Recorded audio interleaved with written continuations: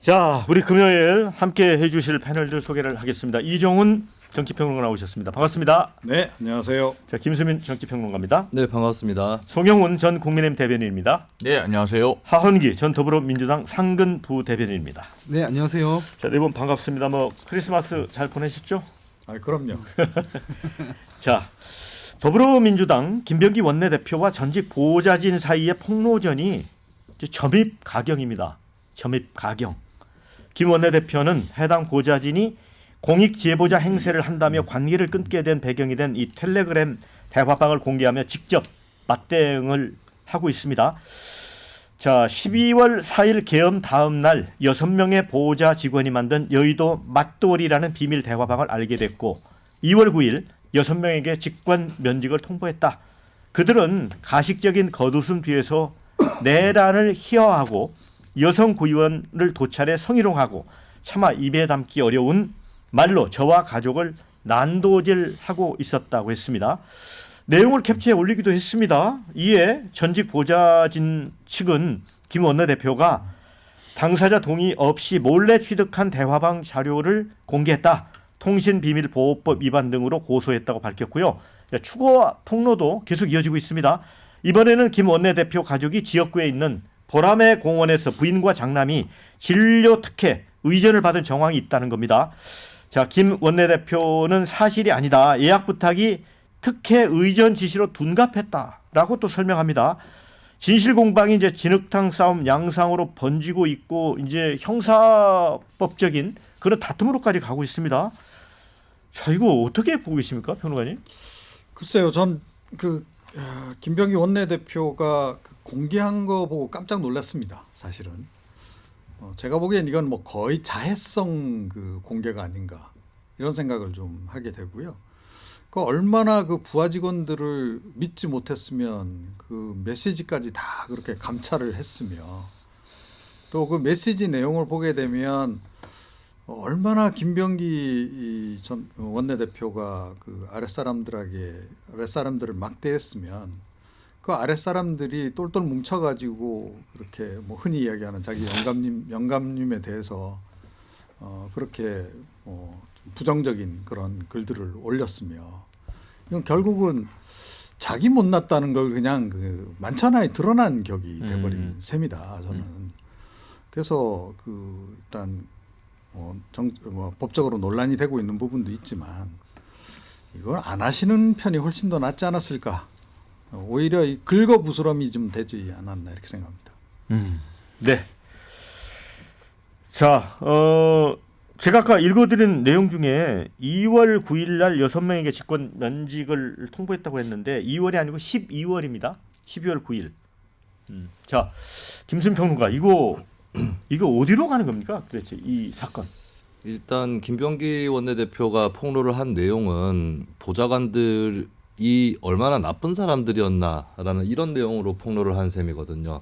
근데 그거는 메신저에 대한 공격이지 본인에 대한 의혹에 대한 반박이라고 볼 수는 없을 것 같아요. 그리고 좀 짧게 지나가긴 했는데 본인이 주장하는 바로는 여러 뭐 사실, 허위, 왜곡 이런 것들이 섞여 있다라고 했거든요. 근데 그렇다면은 본인이 그 근거를 또 제시를 해줘야 되는데 그보다는 메신저에 대한 공격으로 많이 치중해 있었다.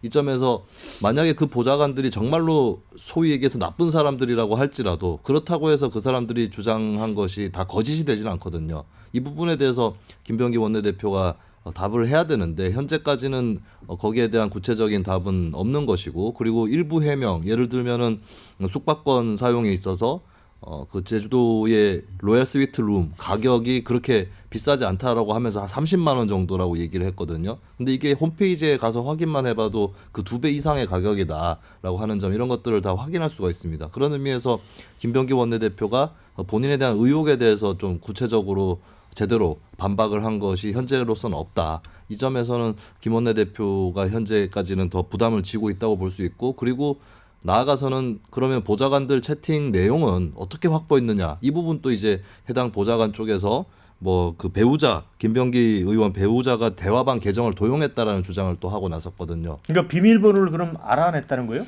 뭐 그렇다거나 예, 혹은 뭐 그 내부에서 좀 도와주는 사람이 있었을 수도 있겠습니다. 이거는 가능성인데, 근데 이것도 또한 다른 문제를 불러일으킬 것이 어떻게 해서 확보한 것이냐. 네. 또 추가적으로 쟁점이 발생을 하는 거거든요. 계속해서 김병기 원내대표의 부담이 커지고 있고 어떤 댓글을 통해서 전 국민 여론을 파악하기는 어렵지만 적어도 어떤 정당의 핵심 지지층 여론을 파악하는 데 있어서는 댓글이 크게 참고가 되는데, 한번 살펴보니까 지금 김병기 원내대표에 대해서 민주당 핵심 지지층에서도 여론이 나쁜 것으로 좀 여러 보입니다. 아마 버티기 힘든 국면이 되지 않을까 전망을 해봅니다. 버티기 힘든 국면이다라고 얘기를 했어요. 버티기 힘들다는 걸 본인이 보여주고 있잖아요. 앞서도 우리 김수민 평론가께서 메신저 공격이라고 말씀하셨는데, 뭐 정치권에 유명한 말이 있죠. 메시지를 반박할 수 없을 때는 메신저를 공격하라. 김병기 원내대표가 스스로 지금 그런 모습을 보여주고 있기 때문에 이걸 보는 국민들께서는 아, 그러면 내용이 반박이 안 되는구나. 예를 들면은 지금 대한항공으로부터 고가의 스위트룸 숙박권을 받아서 본인이 그거 사용하는 거 맞구나. 이미 인정했다시피 그런 걸 지금 많이 느끼고 계실 겁니다. 그리고 여기서 한 걸음 더 나아가서요.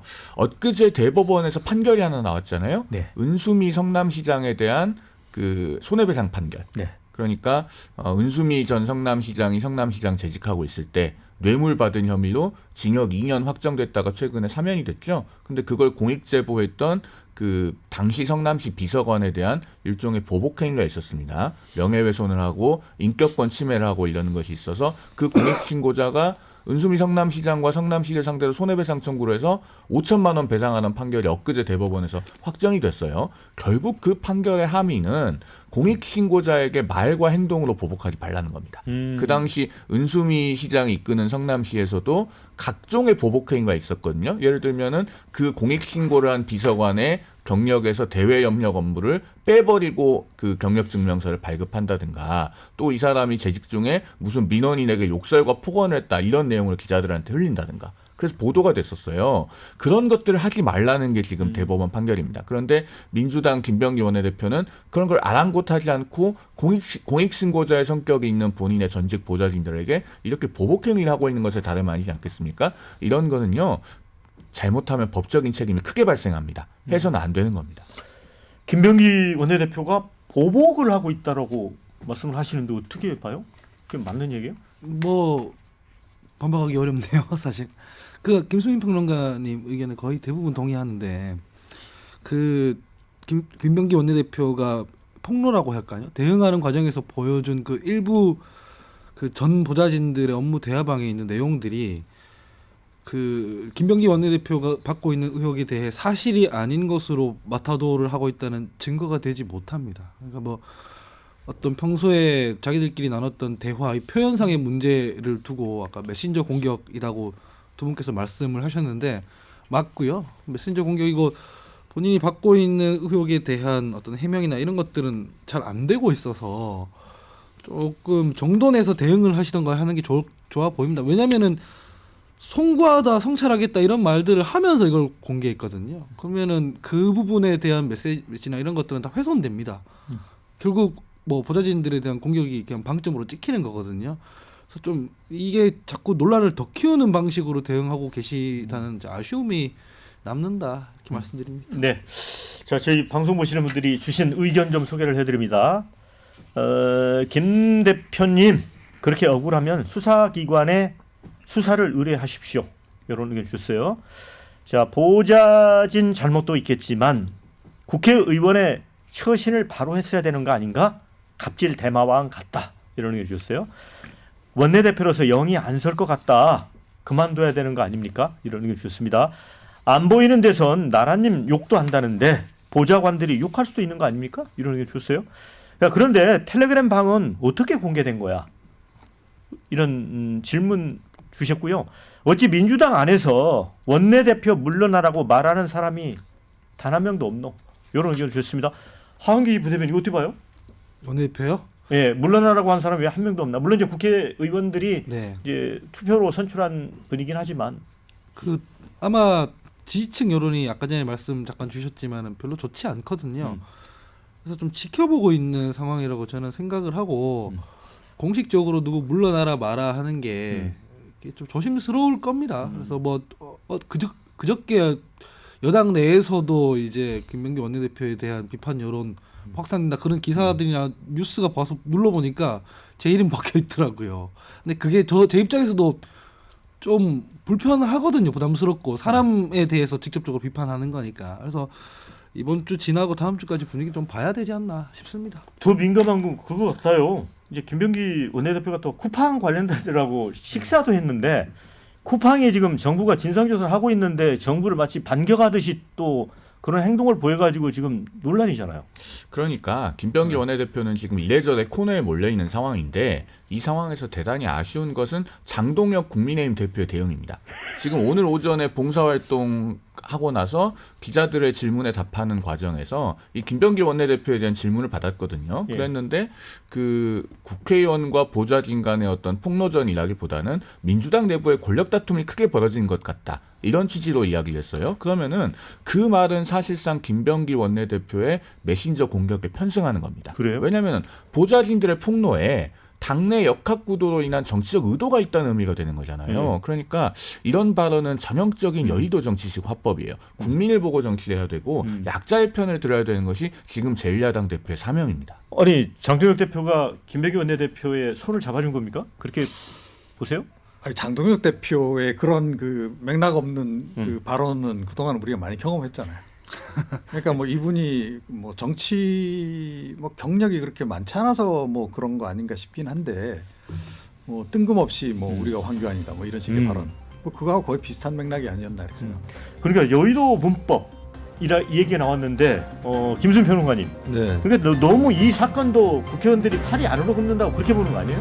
근데 장동혁 대표는 좀 남의 당 일이라고 즐기는 것 같은데 근데 또 재밌는 것은 한동훈 전 대표하고 한동훈 전 대표가 24일에 장동훈 대표를 좀 띄워줬는데 이번에 다른 해석을 했다. 이건 권력형 비리다. 이렇게 또 네. 오늘 얘기한 것이 특이합니다.